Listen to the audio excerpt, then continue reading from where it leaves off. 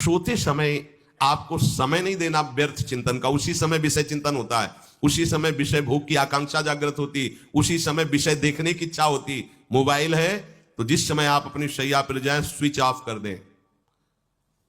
उसमें मैसेज घंटी आने का कोई भी रास्ता मत रखें। मान लीजिए आप उपासक हैं भगवत प्राप्ति के, 30-35 वर्ष ये नहीं था तो सब मर नहीं गए थे, और बोले इमरजेंसी, जब इसकी 30-35 वर्ष से पहले इसकी कोई रचना नहीं थी मुझे लगता है, क्योंकि 30-35 वर्ष में ही इसका विस्तार देखा है। नहीं तो कभी किसी के पास मोबाइल नहीं, कोई बड़े अधिकारी तो इतना बड़ा वो, इतना बड़ा वाला वो ऐसे रखते थे नहीं तो मोबाइल तो हमें लगता है 30-35 वर्ष।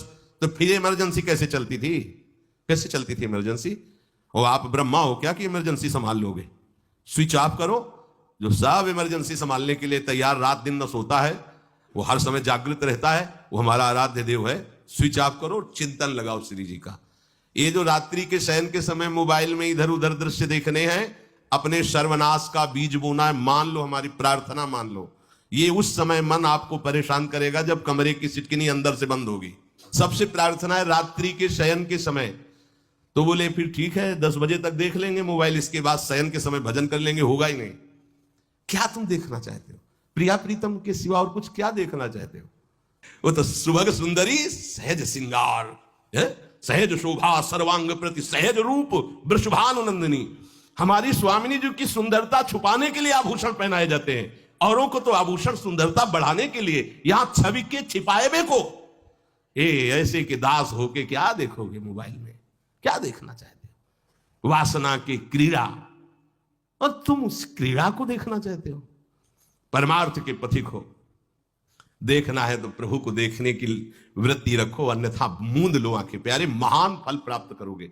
सबसे प्रार्थना है एकांत में मोबाइल रूपी दुश्मन से बचो, क्योंकि जब आप गंदी बात कहीं देखोगे तो आपके अंदर वैसे ही चिंतन बनेगा, वो ऐसे ही लगेगा मैं भी ऐसा करूं, मैं भी ऐसा भोगूं, मैं भी ऐसा देखूं। मान लीजिए आप, जब हमारे शास्त्र कहते हैं कि पशु पक्षियों के मैथुन को भी नहीं देखना है, अगर ऐसा एक बार दृष्टि पड़े तो मानसिक प्रणाम करके दोबारा दृष्टि ना देना। और आप मोबाइल में ऐसी चेष्टाएं देखोगे, कैसे आप भगवत भजन करोगे?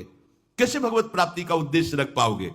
ये कलयुग की बहुत महीन चाल है कि उसके बिना काम नहीं चलेगा और हम तुम्हें काम से युक्त कर देंगे। इसके बिना काम चलेगा नहीं, तुमको रखना पड़ेगा, और जब तुम इसे रखोगे तो हम काम अपना कर लेंगे। कलयुग ने कहा हम अपनी व्यवस्था बना लेंगे। यहां कह रहे जब आप नींद में जा रहे हैं तो बिल्कुल मानो मृत्यु शैया पे जा रहे हैं, आपको उस समय नाम जप में बहुत ध्यान देना है, कहीं मन बहक ना जाए। तो क्या होगा, 5-6 घंटे जो आप लेटोगे ना, वो भी भजन हो जाएगा। हमारा जो सततम योमाम स्मरति नित्यशा है ना, ये पूरा हो जाएगा। नहीं उस समय हम सो जाएंगे तो हमारा 6 घंटे का भी योग हो गया, 6 घंटे भजन रुक जाएगा। और ये 100% पक्की बात अनुभव की कहते हैं, यदि सोते हुए भजन करोगे तो जगते, कई बार तो पकड़ा है कि अगर आधे पद में बेशुद्ध हो गए तो वो पद पूरा जगते ही शुरू हो गया है। मतलब बीच में स्थिति भागवती की रही। जैसे बेहोश करते समय हमने कहा था जब ऑपरेशन की हमें बता देना, तो उनका बाबा अब इंजेक्शन लगाने वाले हैं, तो वो 1 मिनट हमें केवल दीजिए अपनी चित्तवृत्ति। तो जब होश आया तो वही पहले चिंतन चल रहा था, वही चिंतन। जैसे सोने के समय बेहोश हुए तो जगने के समय वही चिंतन, ऐसे ही इंजेक्शन से जब बेहोश हुए और जब होश आया तो वही चिंतन चल। बहुत बड़ा चमत्कार अभ्यास का है।